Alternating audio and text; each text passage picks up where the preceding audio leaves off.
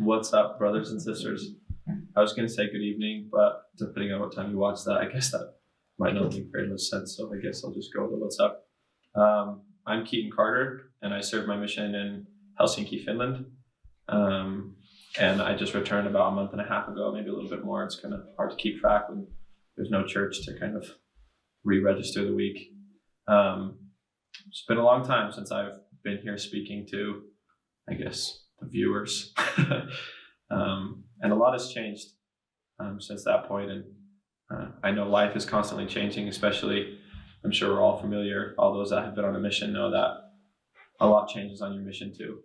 And I know a lot of you have probably heard the experiences that I'm going to share because maybe you've been on my weekly emails, but I guess you'll just have to listen to them again because this is my talk. Before my mission, I was a pretty good kid as far as kids go. I was trying to do the right things, and I was going to church on Sundays. I even went to seminary most days, and even passed off my reading. But church was never something that was huge in my life. It was something that I did because that's what I did. But I wouldn't say that I necessarily had a testimony for myself. And as I got closer to my mission, I started to kind of ask questions that made me wonder if this really was the truth, and kind of started me on that journey of finding out if this was true.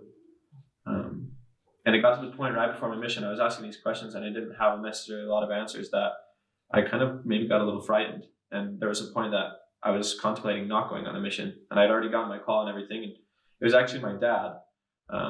We were having a conversation about it, and he asked me, Keith, if you woke up in your bed the day you were supposed to wake up in the MTC, how would you feel? And that was a very simple thought for me, but it helped me kind of understand that I would always wonder what would have been different if I would have just gone on my mission. Even if it was the first week and I came home and I decided it wasn't for me, I would have always wondered what that week would have done, or what that year would have done, or what that 2 years would have done. And so that's what initially got me out there, what got me into the MTC. And the MTC was quite the experience for me. I know there's a lot of people that love the MTC, and I should have loved it, but I went in there maybe with some wrong attitudes and maybe a little mixed up viewpoints. But for me, it was pretty difficult in the MTC, and I felt a little out of place, and I was really humbled, and that was kind of the perfect state I think that God needed me in to build me up again and help me really find out if this was the truth. And I was really honest in the MTC with myself, with my doubts, with my questions, with my feelings. I was maybe feeling a little skeptical, a little doubtful, maybe angry.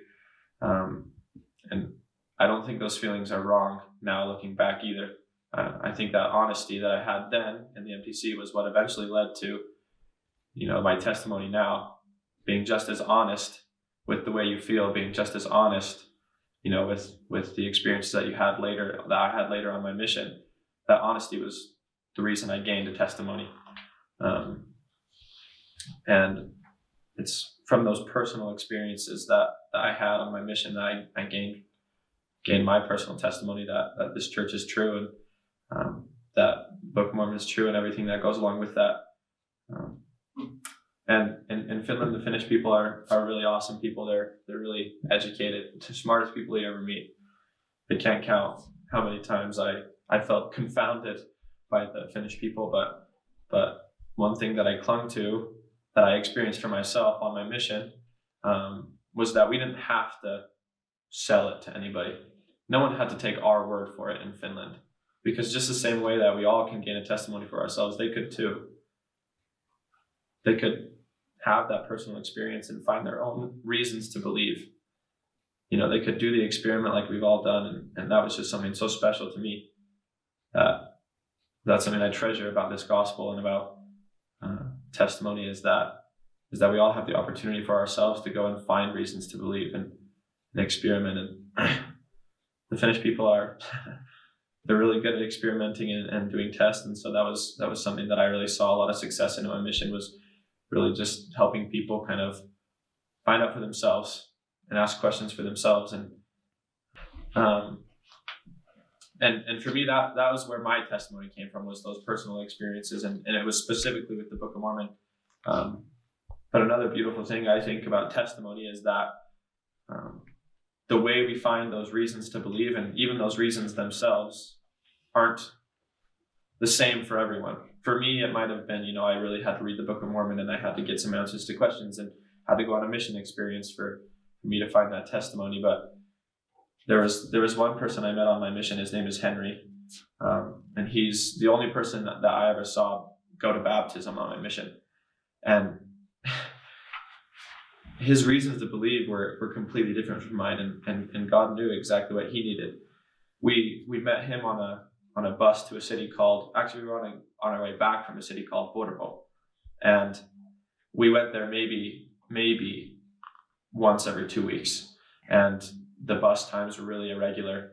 And as we were getting on the bus, I saw these 3 men that were speaking English, and that's just a blessing if you're in Finland when someone's speaking English.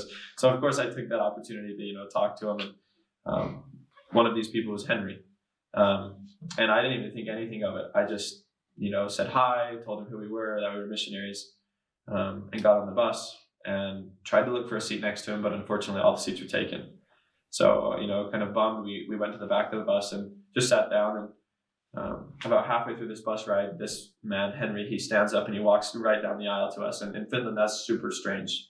It's strange to talk to people oftentimes in Finland, but for someone to get up out of the bus and walk down the aisle and talk to someone, it was just really bold. And so it kind of caught me off guard. Having been there for a year, I was really accustomed to your private space. And he just came straight up to us and asked us and said, "Hey, could I come to your church?" And we were like, "Yes, you can."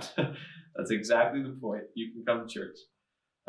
And the lessons that followed that, and all of the amazing experiences and conversations that followed that, it was almost like he already believed in the message. We were just basically telling him what he believed in, and he just had that raw testimony, and it was something to me that was just so amazing to think about. The spiritual gifts of God. I mean, we're all blessed with different ones, but Henry was blessed with belief, that he could just believe.